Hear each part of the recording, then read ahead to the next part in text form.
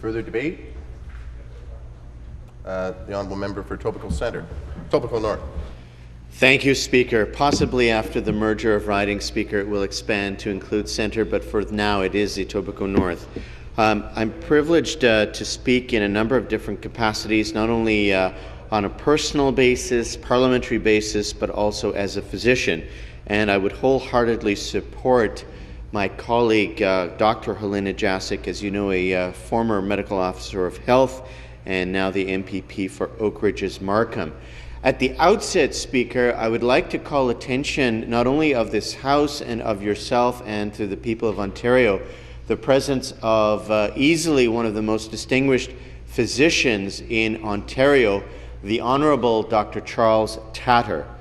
Dr. Tatter has been a guiding light in neurosurgery, in brain surgery, in spinal cord injury management, in head injury management for many, many years. I can attest to this, first of all, specifically because at the end of first-year medical school, once upon a time, which would have been, for my case, 1985, I had the privilege of winning a Medical Research Council, MRC Council scholarship, in which I spent 3 months under Dr. Charles Tatter at the Playfair Neuroscience Unit and at the Toronto Western Hospital.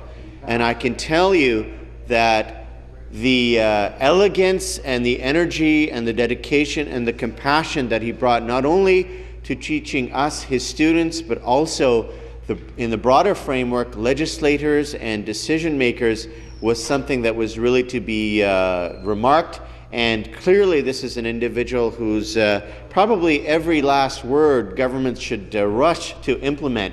I remember, for example, not too long ago, a couple of years ago, when we were with the Honourable Jim Watson, now His Worship Mayor of Ottawa.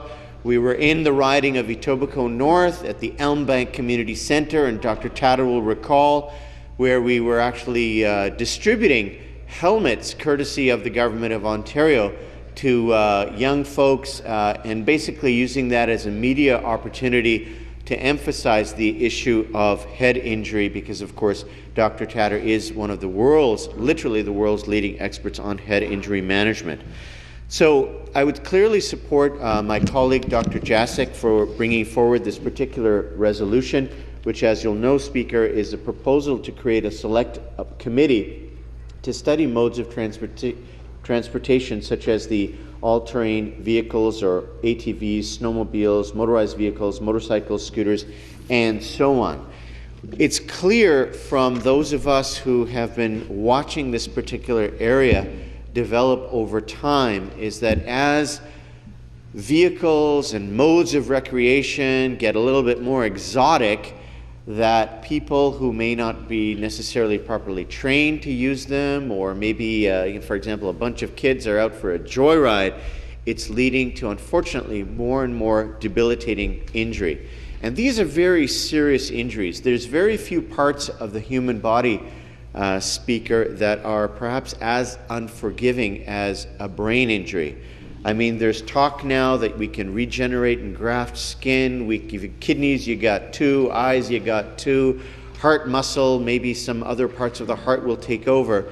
But if you actually breach the cranial vault, which of course is a very strong, probably the strongest measurable bone mass in the body, if you actually break that and go into the very soft tissue of the brain, for now anyway, there isn't major amount that one can do. Even in medical science to this day, yes, we can rehab the person, we can help them to retrain, maybe if they lose, for example, language skills or fine motor skills, perhaps we can retrain them, rehabilitate them. But for a large part, that part of the brain tissue is actually gone. And that's, of course, one of the tragedies that we see on a regular basis as physicians.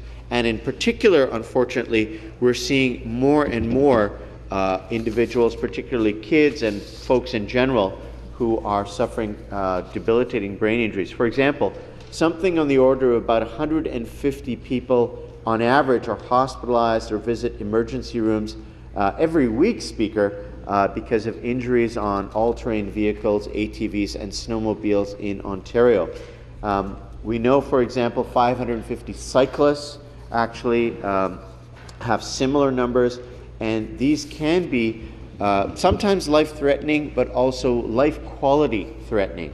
And as Dr. Tatter will tell you, the brain is a very fine and delicate organ, and even a slight amount of injury or chronic abuse can lead to the loss of many, many different things, whether it's things like the sense of smell, part of sight, language, even certain amount of your vocabulary, memories, and so on. So these are things that, of course, doctors see on a very regular basis.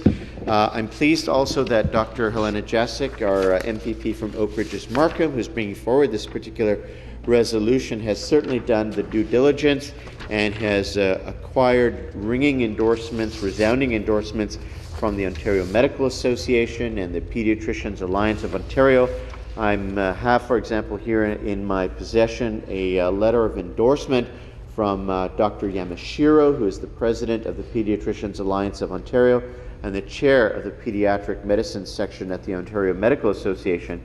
As you'll know, Speaker, this is an organization that represents more than 1,000 pediatricians across Ontario, and they, of course, are particularly empowered and charged with the responsibility of dealing with preventable childhood injuries, and they lend their very important full academic and medical support to this particular resolution, bringing forward the Select Committee. So, in conclusion, Speaker, I would say that a very important area. It's a progressive area that Ontario needs to remedy what is, up till now, a patchwork of legislation which contains the framework for this particular area with reference to head injuries and ATVs and other vehicles.